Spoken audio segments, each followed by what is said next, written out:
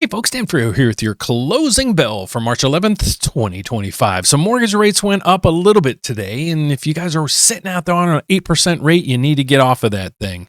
But we're going to try to explain today why this happened, and then why this happened, and why this happened. We had a deterioration of the equity markets. We had the bond market tumbling as well, pushing up mortgage rates. And then there's a lot of anxiety what's going to happen at the Federal Reserve's next meeting. But I can kind of sum all this up in one page, and that's what we're going to talk about here in a second. So my name is Dan Frio, where our slogan here is one application, one credit pool. We're going to shop your loan over 30 different lenders. Now, how do we do that? I'll explain that all at the end of this video. Please watch the whole thing, and you'll check out that at the end, and you'll be quite surprised, I hope. So without further ado, what happened today? So I can go, let's go to the last page and figure this and go backwards. Okay. So if you have tariffs that change every day and you don't know what they're going to do, you have the immigration policy coming in, you have uncertainty in Europe, you have uncertainty in the Middle East. What would you do? Well, people continue to take money out of the stock market. So that anxiety and that fear continues. So people are just piling out of equities. Okay. But they're not putting their money into bonds right now either. I'm going to show you that right through here. Here's the bond market. This is the MBS market. And this is mortgage bonds. The price of that bond went down 32 ticks. I'm going to explain what this means in a minute. But people were selling bonds as well. So the anxiety is now also, well, what's the Federal Reserve going to do at the next meeting? Well, the economic news might be giving us all that information. So let's get over to this to see just some of the information that came in today that made a market sell off and the bond market sell off. And then what's some information coming over the next 2 days that's really going to possibly change these to the good or the bad. So let's get to it. The data that we had today was the JOLT index. Well, let's get over to Rick Santelli. He's got the report on the JOLT index, and this is job openings and labor transfers. Pretty intriguing. So check this out. When we come back, we'll go back to the calendar because there was a bond issuance today that been really good. And then we have some inflation numbers that's coming out tomorrow, the next day, that I want to take a dive into. So Rick, take it away for us, buddy. Let's get some JOLTS data just crossing the tape with Rick Santelli. Morning, Rick. Good morning, Carl. Indeed. If you look at the markets, you're looking at interest rates at the highs of the session and equity markets doing better. Why? Because job openings and labor turnover, known as JOLTS. Here's interesting. Watch this market. This is when he was announcing this morning. See, most of the indices, the Dow Jones was down, point something. Watch these indices coming off this number. Okay, so it's kind of interesting. Comes in better than expected. January read expected to be around 7.6 million, comes at 7,740,000. Now, the good news is, of course, that this is a bit better sequentially than the slightly revised rear view mirror, which was 7.508 million. And that was the 4-year low in terms of the openings pace. So indeed, a bit of a bounce. We see that right now we're hovering at 423 in a 10-year. That's up a couple of basis points on the day. 390 in a 2 years, up 1 basis point. And of course, this is all after the equity markets continue to experience a significant amount of volatility based on a significant amount of uncertainty with revisions to potential tariffs of the past, how it may look in the future. Market continues to grapple with some of these details. Carl, back to you. All right, Rick, thank you very much, Rick Santelli.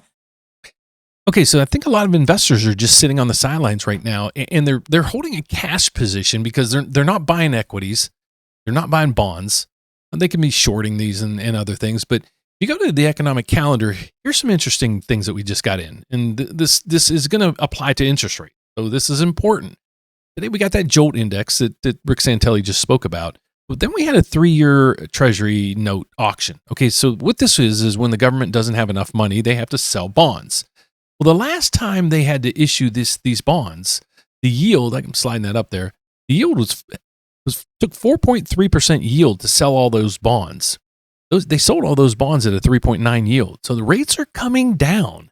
And is this because there's not as much bonds being issued? Could be a good roll. So that might give us a trajectory of where, if we don't have as much bond issuance out there, could that in turn drive rates down just by doing that? That's what we're going to watch.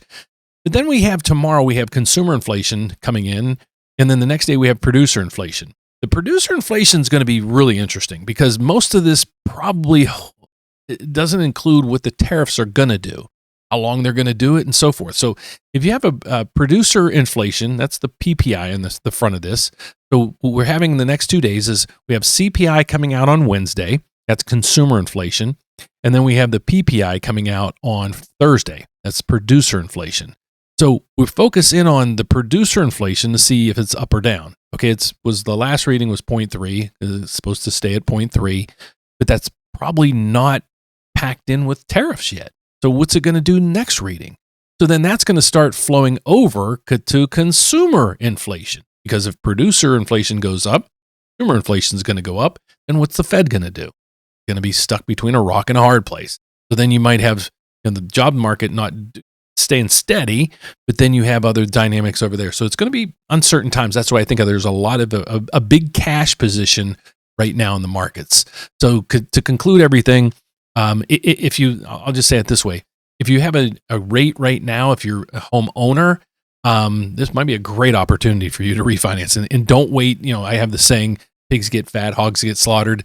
Don't wait for the rate to come down an extra 0.1 to do something. If your break-even point is 6 months or less, you might want to look at doing it. So how do you find out if this works, or how can you afford a house in today's market with these rates? Well, I'd love to be able to help.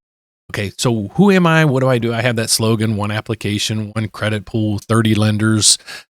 What are we talking about? Well, first thing I want to do is introduce to you the optoutprescreener.com. Now, this is just a public service announcement. This website is basically, if you signed up for the do not call list, hopefully you sign up for this thing, because if you apply for a loan, a mortgage with any bank or lender or me, what happens is when we pull your credit, the credit agencies now have the ability to sell your data. So they'll sell your data. That's called a trigger lead. You want to stop that from happening, go to optoutprescreener.com and fill that out. It's a government thing, and you'll get put on that list that your data can't be sold anymore. So that's my public service. Now, who am I and what do I do? Well, my name is Dan Frio. I've done this over 35 years. I'd love to be your loan officer. I'm licensed in all 50 states. And well, here's the setup. Our slogan's one application, one credit pool. We shop your loan over 30 lenders. How do we do that? Well, the bank I work at it's pretty interesting. We're a federal bank, and that means I'm licensed in 50 states as well as Puerto Rico. And the interesting part of it, we're set up with 30 other lenders, and we can use their rates, their programs. There's 2 right now that have down payment assistance programs. One's for $6,000, $4,500. First thing we do is when we're trying to get you qualified, we explore all those avenues for you. And that's what we do. So we're looking to partner up with people out there that just need help. If your only concern is you just want the lowest rate, I might not be your person for you. We want to help. We want to partner with you. We don't want to lose you during the transaction. But we're looking for people that really want help, from basically application to keys in their pocket, or the application to getting to save or skip 2 months mortgage payments and lowering their payments $500. Love to help. So how do you find me? How does all this work? Well, go to rateupdate.com. Here's my website. You can do several different things. 1, put in your application right up through there. There's apply now. 2, you can schedule a consultation with me right through here. Just so you know, if you put in your application, I'm not going to be pulling your credit. I'll get you on the phone. Within 24 hours, I'll probably call you and ask you any questions or answer any questions that you have, and probably have some questions of my own. So that you can be assured of that. Or if you want to just call in, you can do just that. Just scroll down to the bottom of our website, and there's our 800 number right. You can call us at 844-775-5626. Or if you'd like, please leave any comments that you might have down below. But if you really want to reach out to me and you need some assistance directly from me, just email me at dan@rateupdate.com. Just give me your information, what your question might be. Give me your contact information as well. I'd like to reach out to you. I'll give you a phone call, answer that question that you might have, or any other questions that you might have as well. So that's our report. Tomorrow we will be live with a couple realtors out in the Arizona area. And then Thursday we will be live at the St. Charles, Illinois Library. We're going to be live with a friend of mine John Hall. He's running for mayor, and we're going to interview him so you guys can learn who he is, what he's all about, and ask any questions that you want on that stream as well. So hopefully you join us on our live events as well. But if you learned something today, all I ask you to do is click the subscribe button over there if you would. And other than that, God bless you. Have a great evening, and hope to see you here tomorrow morning. Same time, same place. Have a great night. Bye-bye.